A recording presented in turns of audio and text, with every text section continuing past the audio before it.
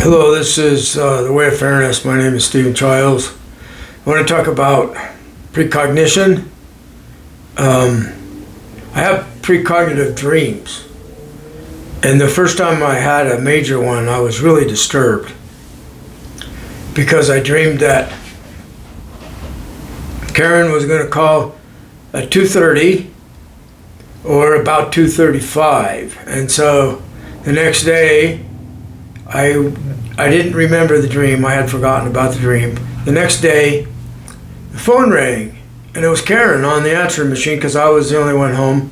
So the answering machine was back in the days when they had a cassette tape, and the tape recorder started recording, and she said, "This is Karen," and she didn't want to talk to me. She wanted to talk to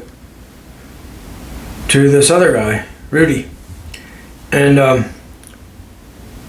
I was a roommate of Rudy's, and she said it's about 2:35, and I look over and the clock said it was 2:30, so exactly the same two times as I had dreamed about the night before. And I'm like, whoa, what's going on? There was a copy of can't think of his last name. It was a book called Starseed Transmission. So this was back in the early 90s, and that's when that book about the Starseed people came out, and it was about being contacted by extraterrestrials. So later on I found out that's who's telling me about the future, because they know what the future is.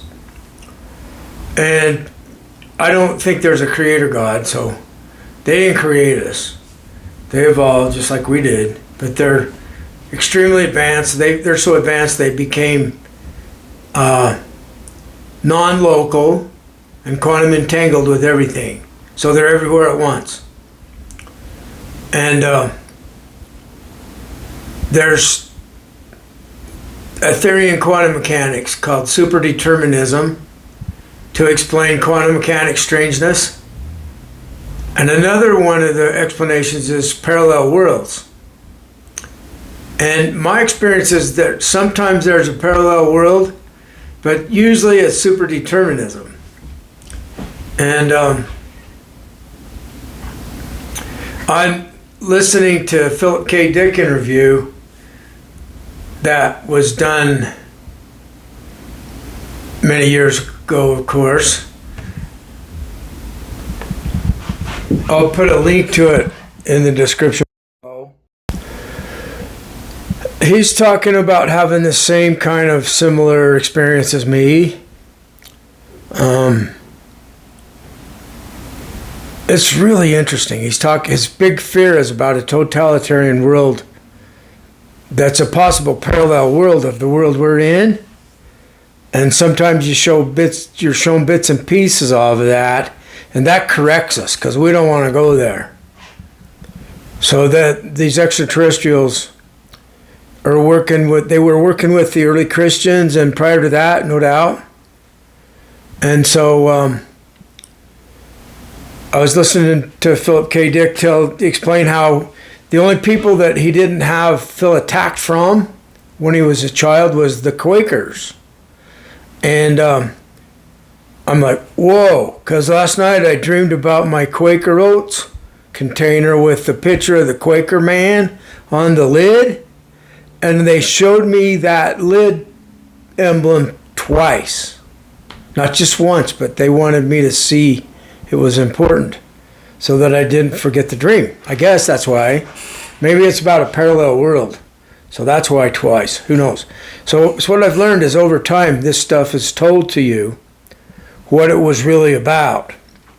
So I think we have to struggle to try to understand it somewhat, but then don't worry too much because they will show you what it means. These super advanced extraterrestrials. And they create our afterlife, and they create the heaven and hell. So I'm a faith-based, spiritual atheist. And now that makes sense because I'm having these supernatural experiences, and I have this faith-based belief system that still uses the symbol of Jesus or the symbol of Shiva or Durga or Mother Earth or what have you. And behind all those myths is these extraterrestrials that we can connect to and have a heartfelt feeling. I love them and they love me. It's like it's reciprocal. If I don't love them, they won't love me. And here's what was really strange. I was just communicating with them, just like we're talking right now, but just with thought, lying in bed. And out of the blue, went quiet, and I was about ready to fall back asleep. And there was just a soft thought, low level, not powerful. Go touch the tree. And I thought, why not? Because I was awake, and I wanted to get up anyway. So I got up and got dressed, went outside, and touched the tree. And there's a piece of plywood nearby that I have a dream about that I might not get into that on this video. But I was researching the Quakers, and they practice. Some of them are celibate like me. Totally. Some of them are totally celibate like me.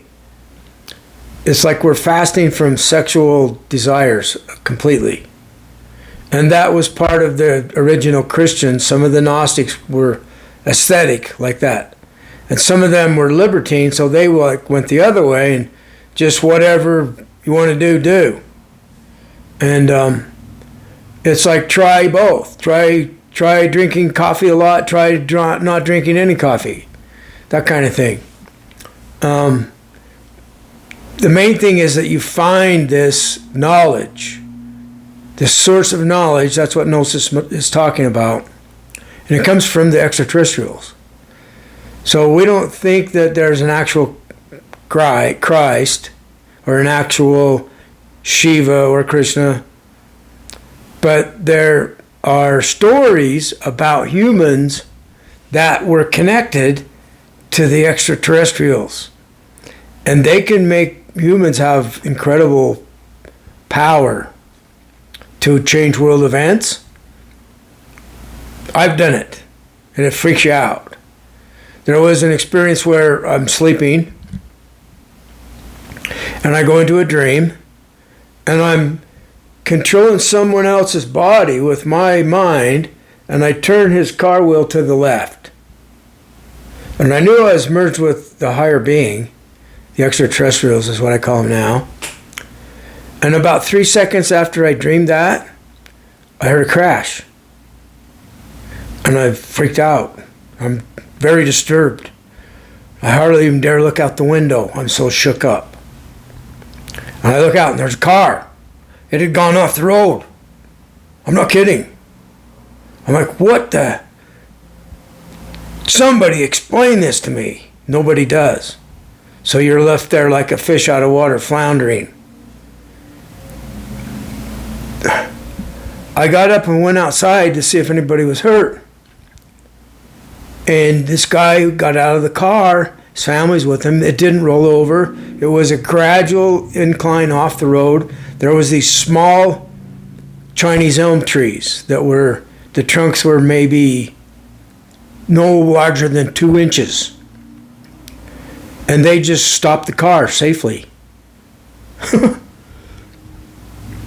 He says, do you have a phone? I need to call someone.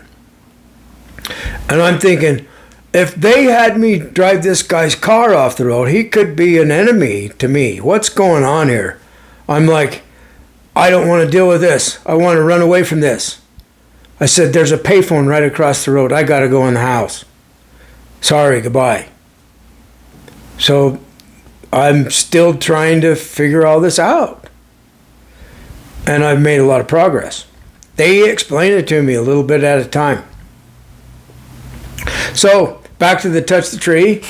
I was searching for out of the blue, I was thinking about putting into one of my videos the old childhood game when we were playing hide and seek or kick the can. And we would say, "Ollie, ollie, oxen free. If you don't come now, you'll BIT." So I can't find it. And so I found out after quite a lengthy search, that it came from all ye come free.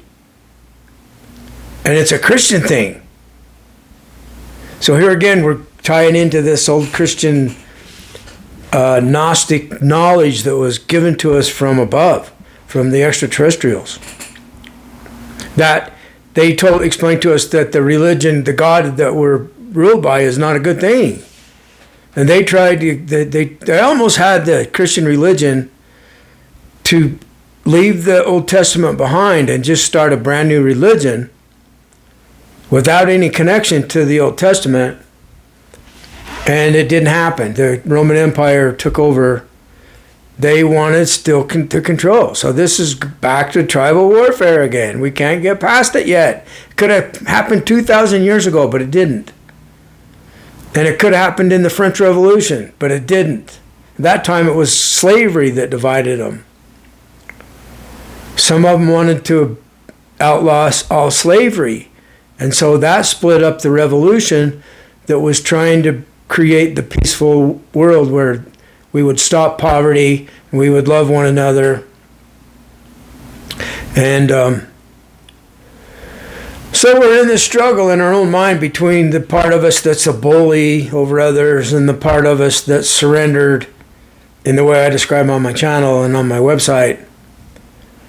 I think it's absolutely necessary that the human surrenders to something bigger to serve the bigger thing. When we're self-serving, we're monsters.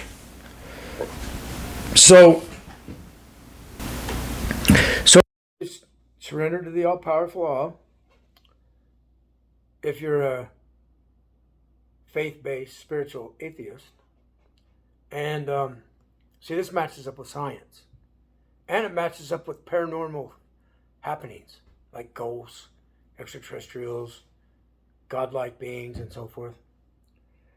Afterlife, heaven and hell. Okay, so we surrender to this thing that has all power, that is us. It's all that is.